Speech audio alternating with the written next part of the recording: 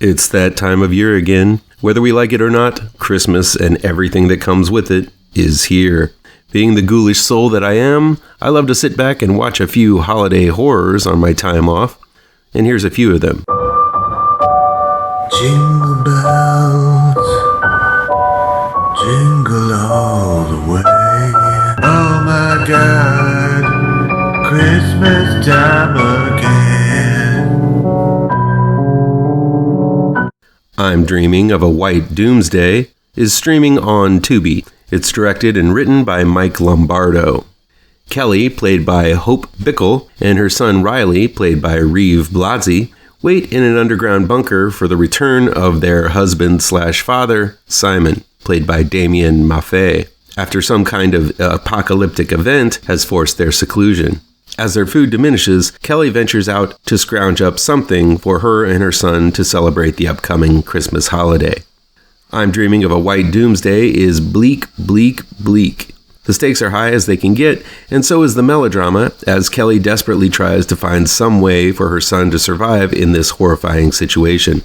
This is not a feel-good movie, as it spends an awful lot of time wailing in despair, with the inevitable looming close overhead for these two doomed souls.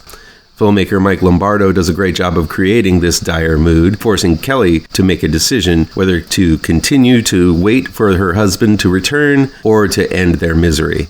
Lombardo also builds to a nice and, of course, bleak climax as a gas-masked Santa traverses the wasteland towards our two doomed souls with a full bag of goodies. And maybe that's my main criticism of I'm Dreaming of a White Doomsday. I think it might be a little too bleak. Hope Bilke does a good job as the horrendously put-upon mother and spends most of the movie crying or attempting to hold back the tears for the sake of little Riley. But this melodrama is thick as a London fog, and watching one disappointment after another occur becomes somewhat of an arduous chore as Kelly hits one hurdle after another. By the time this was over, I felt like I'd run an emotional marathon.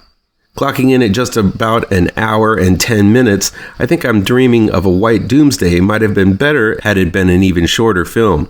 The melodramatic scenes are stretched out way too long, and ultimately I feel the same info could have been given and been much more powerful had specific scenes been cut short or even cut out entirely. Personally, I seek out holiday horrors for twisted takes on holiday traditions, but if you're in the mood to get nice and depressed, I'm Dreaming of a White Doomsday will definitely ruin a good day. CHRISTMASSACRE, aka Secret Santa, is streaming on Tubi from Wild Eye Releasing. It's directed and written by Mike McMurran. CHRISTMASSACRE, aka Secret Santa, focuses on a group of college kids who are planning to throw a party during their Christmas break. Little do they know, a masked killer is sending his own weaponry to members of the group in wrapped presents, only to kill them with those items after they open their gifts. Yeah, it's a goofy concept, but it still makes for some fun scenes as people react to the gifting of power tools and cutlery, only to be killed with them 10 minutes later. But while this isn't the goriest of films, or even the scariest, the writing of the characters is what makes the whole thing worth checking out. Filmmaker McMurran fills this movie with characters that at first glance may be your typical cast of soon-to-be-dead people, but tosses convention on its ear after closer inspection. The typical innocent final girl is actually an online sex cam girl to pay her way through college. The seemingly noble boyfriend slept with another one of the girls and now regrets it. Each character has their own story, and it all just happens to converge at this party. And that's the type of attention to character you don't normally get in a slasher movie, specifically one of this budget. CHRISTMASSACRE is a film you're going to chuckle at more than quake in fear. I like the grainy film stock filter used to make this feel like an old school holiday horror. I also like the way the killer looked.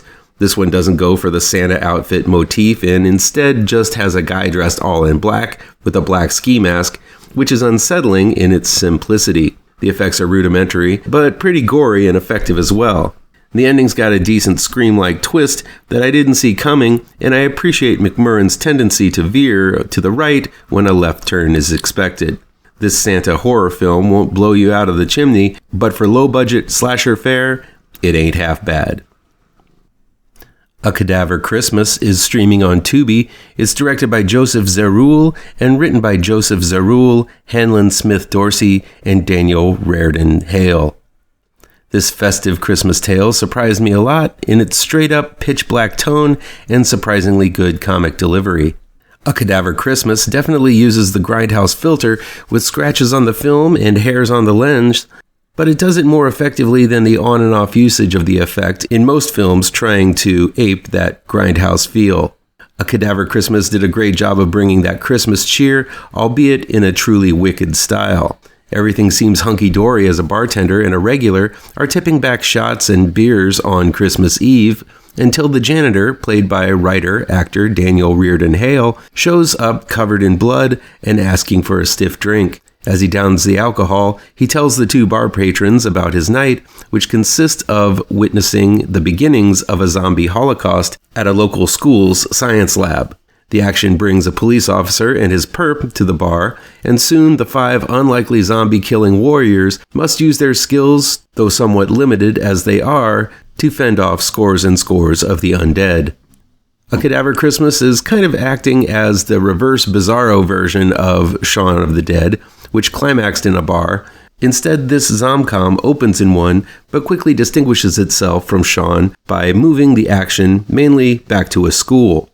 What separates A Cadaver Christmas from the herd of zombie films on the shelves out there is that it's genuinely funny and not only incorporates many Christmas themes that have been relatively untouched in horror, namely sitting alone at a bar on Christmas time, but the film also very effectively uses some age-old Christmas songs such as "O Holy Night" in an absolutely genius manner which many with a propensity to thump Bibles would most likely find offensive. But it had me rolling nevertheless. With some great comic performances by the cast and a fantastic usage of gore, music, and action, A Cadaver Christmas is a must for all of you who enjoy the ghoulish side of the holidays. Well, there are 3 holiday horror films that you might not have known about. What's your favorite holiday horror film? Let me know down in the comments. Oh my God, Christmas time again.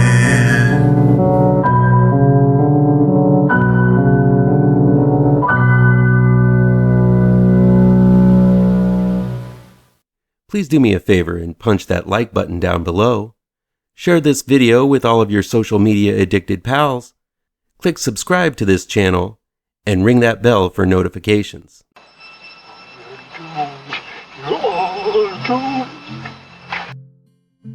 You're doomed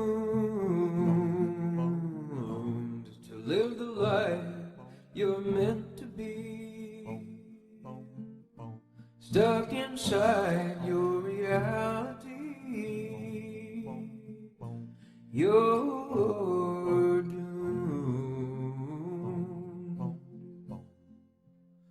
Oh, you're doomed. You're doomed.